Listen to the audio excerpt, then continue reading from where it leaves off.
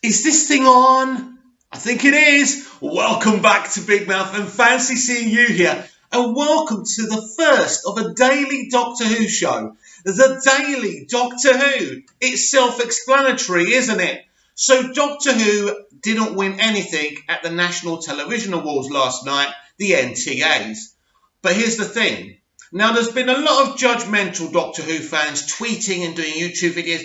How can anyone not want Doctor Who to win the awards? Well, listen, it's not about not wanting it. It's not like we were all like, oh, please don't win Doctor Who, please don't win. First of all, Doctor Who was never going to win last night at the NTAs.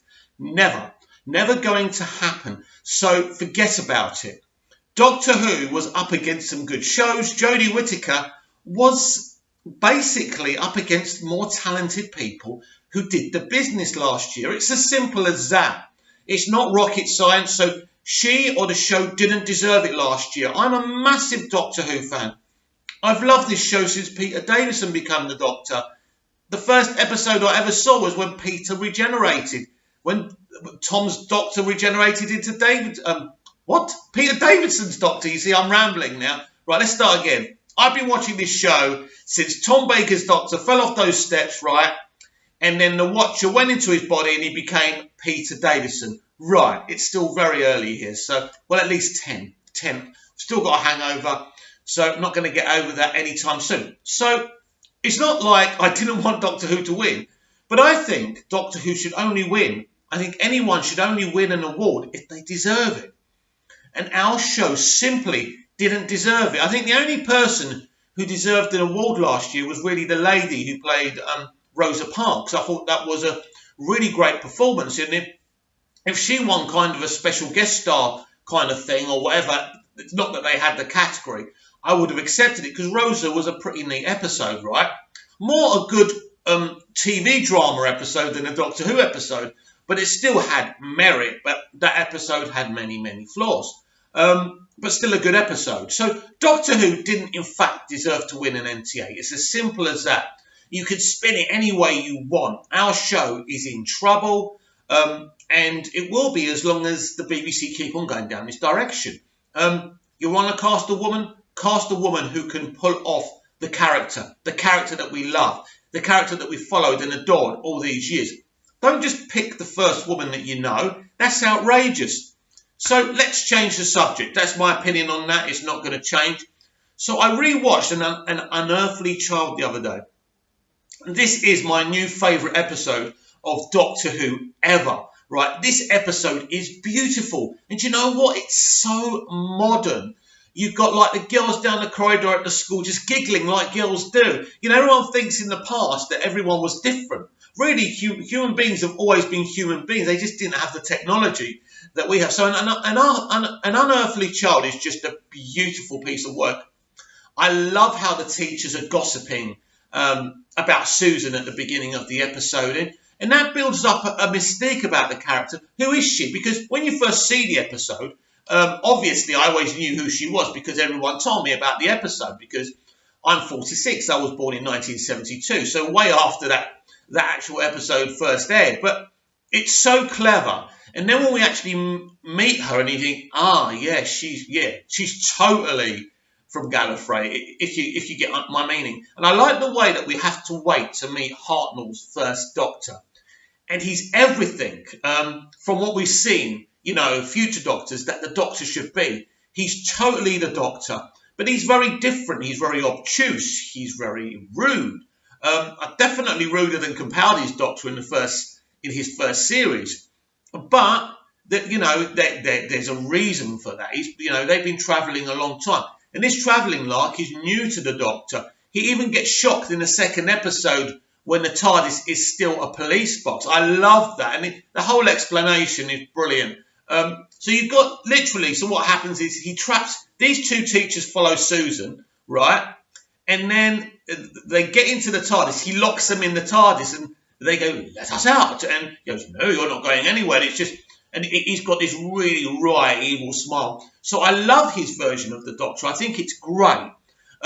So for me, that is what the Doctor is. And if you look through the ages, yes, he's been different, but you can still see William Hartnell, at the beginning of it. And yeah, look, that is the way you should start a saga like this. And it absolutely works. It's mystery. You don't know who he really is. What's his name? Doctor Who. Who are you? What's your name? Well, I'm the Doctor. And it's just brilliant. And then when they finally go somewhere and they land somewhere, it's all mysterious to the teachers. And I must admit, I do enjoy that dynamic of the teacher, Susan, and the Doctor travelling together. And slowly, when the episodes, as the episodes go, they slowly get to know each other. And, you know, there becomes a bit of a friendship between them all. And I think it's brilliant. Well acted, well written, just fantastic Doctor Who. And, you know, this is Doctor Who at its very beginning. It doesn't seem raw. It doesn't seem rushed. Waris Hussein, who directed the first episode, beautifully directed. When you think about it, no CGI, nothing to do. You know, the special effects are ropey if you compare it from now to then. But back then, that was pretty amazing. So this is why I never like to compare classic Who to new Who. It's not fair. The writing, you know, is different. Obviously the effects, the budget. So, you know, for me, I will never compare the two eras. It's just unfair. But absolutely, An Unearthly Child is just freaking brilliant. It's, you know, it is the best. I think it's the best Doctor Who episode because of what they've got to, you know, the tools they've got to work with. It really does work. You know what? It really does suck you in.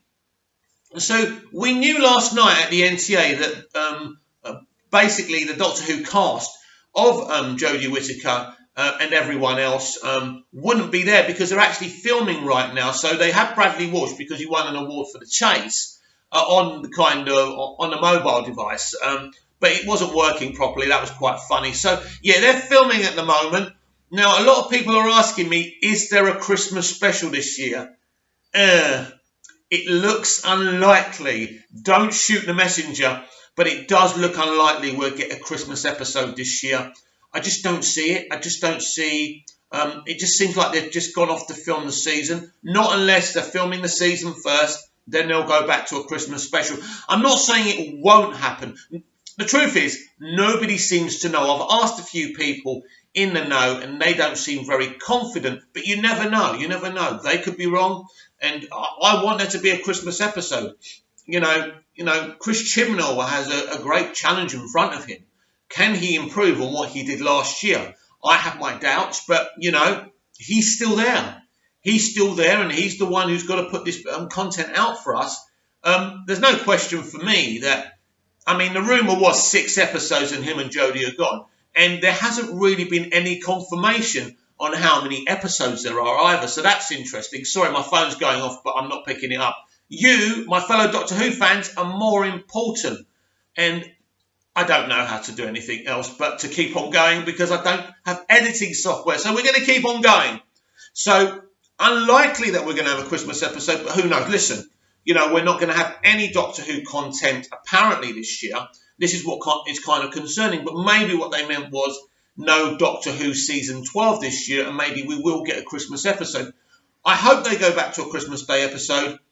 My thoughts on why we didn't have a Christmas Day episode this year, I think it was political. I think they didn't want to offend other religions, which is pathetic, by the way. Because at the end of the day, we are in... Well, I'm not in the UK anymore, but, you know, Doctor Who is a British TV show. The UK is a Christian country. And, you know, Christianity supports, celebrates Christmas Day.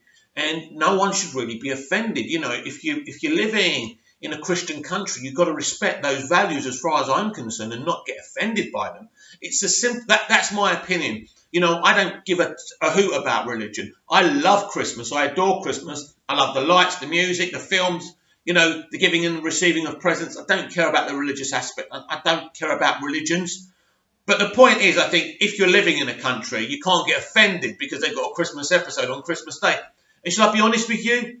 Nobody would have been offended. Nobody. Nobody got offended by this. It was literally the BBC being all snowflakey. You know, I don't know whose idea it was. It's ridiculous. But this is the state that Doctor Who is now in. Unless the BBC sell it, or the BBC change their attitudes and say, do you know what? F it, right? Let's make great Doctor Who. Don't care who we offend. Let's do it. Let's make great Doctor Who like Russell T Davies did. I think, look, I think we just got to get, if it is 6 episodes, we've got to get these 6 episodes of Chibnall's out the way, move on with a new Doctor. There are whispers that the BBC are already looking for a new showrunner, which hopefully it's the BBC or someone there who knows what they're doing, if anyone, in terms of Doctor Who, to actually recruit a showrunner. I don't want Chibnall doing what Moffat and RTD did before, which is having to recruit their replacement. I don't want a situation like that, because who knows who Chibnall's going to recruit? The Easter Bunny, Santa, Mickey Mouse. It's that worrying for me. You need to have a structure with Doctor Who. I said this yesterday on my video. You need someone above the showrunner to make the big decisions, to create this IP, make it better, do what Russell did with it, spin-offs and everything else. It had structure. We think about the NTAs. Do you remember when Russell was in charge of Doctor Who? They won every award they were nominated for, and they were literally nominated for everything. It was a great time. I remember every year, the winner of the award is Russell T Davies. The winner of the award is David Tennant. The winner of the award is Billy Piper. The winner of the award is Murray Gold. Do you remember all those days? It was like amazing days. I'm a Man United fan, right? It was like when Sir Alex was in charge of us. You kept on winning. You kept on scoring great goals. You kept on playing great football. You just thought, God, I never want this to end. And it was the same with Doctor Who. And this is what we've lost. And this is what we've not had since Russell left. So I don't know what's going to happen next. We've got these. I do think it's going to be 6 episodes. It will be interesting. But I will stick by the rumour that it is 6 episodes, but we shall see. It seems to me the schedule is this. Make the 6 episodes as quick as possible. Pump up a trailer for San Diego Comic-Con. I think definitely this is what's going to happen. And this is what I'm told is going to happen. They'll plug and promote it. It will be out probably near the end of March, middle of March 2020. And then, as I say, I will keep you, involved in any things I hear about a Doctor Who Christmas special, because I think it's something we all want and we all need. I think it was disappointing what happened with New Year's Day's episode. It was another flat episode as far as I'm concerned. And again, I just don't understand. Chris Chibnall and his attitude and what he was trying to do with Doctor Who Season 11. As I say, The Woman Who Fell to Earth, apart from the title, was great. I thought she was actually shaping up to looking like an okay Doctor. And I thought, well, as the episodes go on, she'll just get better and better. But she deteriorated and got worse and worse as someone playing the Doctor. Now, she kind of pulled it off in The Woman Who Fell to Earth, so you kind of thought, well, what went wrong? Well, it went wrong with the structure because there is none. Chris Chibnall just kind of changed. It seemed to me he had one kind of mode of thinking for The Woman Who Fell to Earth. Then he changed his mentality. And you can't really do that because he did have some little setups within that episode, which he never really elaborated on within the season, which was a shame. I mean, Jodie's Doctor suffered brutally, really. And the more episodes we saw, the more popular, what's his name? Bradley Walsh's character, Graham, got the more prominent and popular he got, and the more prominent and, popular he got, the less popular she became. And you can't have a Doctor Who show where the companion's more popular than the Doctor.